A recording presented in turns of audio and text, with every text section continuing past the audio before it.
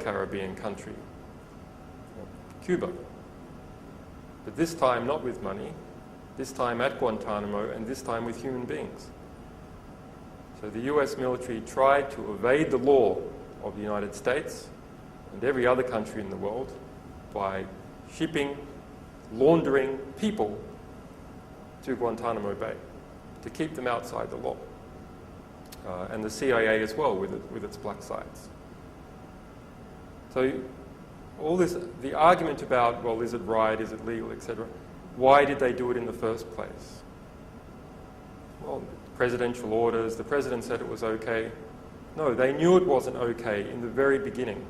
That is why they took those people outside the law, to evade the law of the countries that they are from and the law of the United States.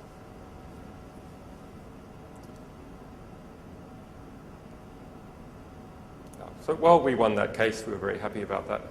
So this is our victory poster. We have our moles in Bank Julius Baer, and they have successfully smashed through the walls of that vaulted institution.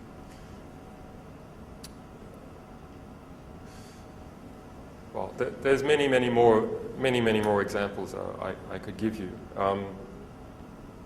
This, you might have heard about Corpthing in Iceland, the biggest bank in Iceland. Collapsed, was nationalised last year. It pulled down the whole economy in Iceland. Changed the value of the Icelandic dollar down to 50% of what it was before.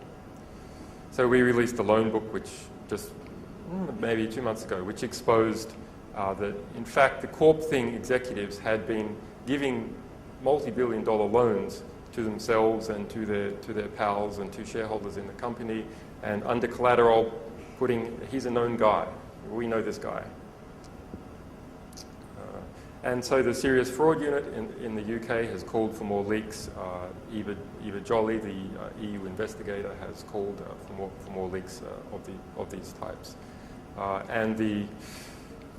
In this case, the bank got an injunction against, the bank tried to get an injunction against us. I mean, they tried to sue us, that wasn't successful. But then they got an injunction against the state TV, the nightly news in Iceland, the day after we released this document, who had a 20-minute special on this document. The injunction hit the news desk 5 minutes before the newsreaders were about to read out all the information about that leak. And they had no other story. So they just said, well, there's been this leak. We can't tell you anything about what's in it. Here's the injunction, extraordinary for Iceland, that we've got that says that we can't tell you anything about it. Here's the website that it's on, front page. We'll just leave that there on air for 13 minutes. So yes, we had on our chat server an enormous flood of people speaking Icelandic, all of a sudden from nowhere. And the case went to court again 2 days later and was dropped under the basis that, well, it was out. That the courts don't like to be seen impotent. So there's no point in keeping an injunction going if it's completely useless in practice. And the Prime Minister of Iceland came out and said that they would change their banking secrecy legislation, so if there was any sort of corrupt activity or inside loans or anything like this, then they would permit people to reveal this to the Parliament and to others. So a nice outcome just a few months ago. And in the same week, we had a similar situation in the Turks and Caicos Islands, another little Caribbean island, 30,000 people. Michael Douglas and his wife bought land there. It turns out that the land was actually stolen from the Crown, sold to overseas property developers in response to bribing the Premier for $500,000, allegedly bribing the Premier for $500,000.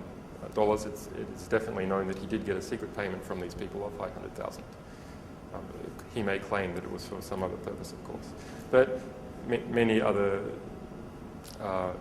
claims of that sort in relation to land trades, we released a redacted document from a commission of inquiry and turned the redactions into highlights, something that we love doing, we've done in many cases, especially badly formatted PDFs. So take out those black squares, turn them into nice red, look at this. The High Court injunction was obtained in Turks and Caicos Islands, saying that no media in Turks and Caicos Islands could report it. However, it was already out there. When the second case came around 2 days later, that injunction was dropped. The end result was that the whole government was suspended. It's a British overseas territory, so it's a British protectorate. The British took over the whole government and have taken over the whole government for the next 2 years to rebuild the whole thing from scratch, which is an interesting geopolitical issue in itself, actually. But it certainly shows you the seriousness of the corruption issue and what you can do if you release the right information at the right time. And a great little journal. There is a Malaysia Today of the Turks and Caicos Islands, and that's called the Turks and Caicos Islands Journal. And it has been campaigning against this form of land corruption and ecological destruction in the islands and for about a year. And it was involved in helping release this report. So it started out with service in the Turks and Caicos Islands about 1 year ago. Very quickly, when it started writing about these corruption issues, it had to remove its service from Turks and Caicos Islands. So where did it go? Well, thought, well, we want something sort of away from the British, right? We know the British libel law is really bad. So we'll move the service to India. And one of the technical guys also had a connection to India.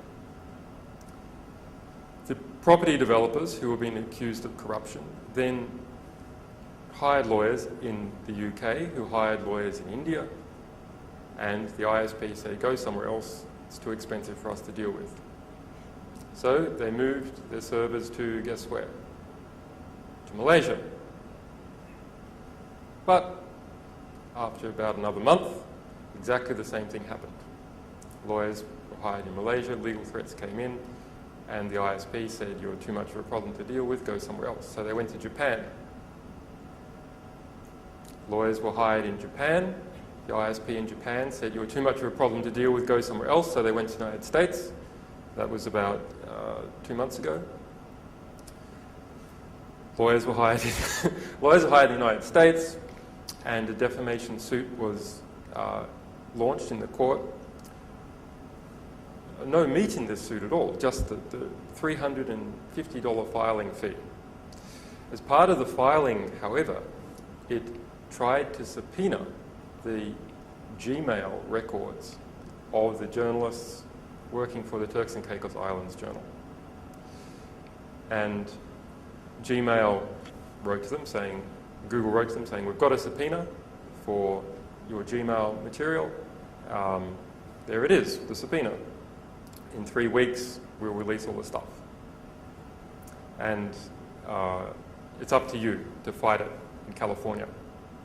So this little, small, non-profit, corruption-busting journal is expected to fight a lawsuit in California against a millionaire property developer from Turkey about stuff that's happening in the Turks and Caicos Islands. Or Gmail will hand over all the material. Google, despite its billions, has not tried to help them at all. We got our lawyers to step in, and there's actually some nice legislation in California that will permit you to knock this sort of subpoena out very quickly. So there's a bit of legislation that says you have a right to anonymous speech, and if there's a subpoena that tries to break anonymous speech in California, then it can be not only knocked out, but your lawyer's costs must be paid by the other side. So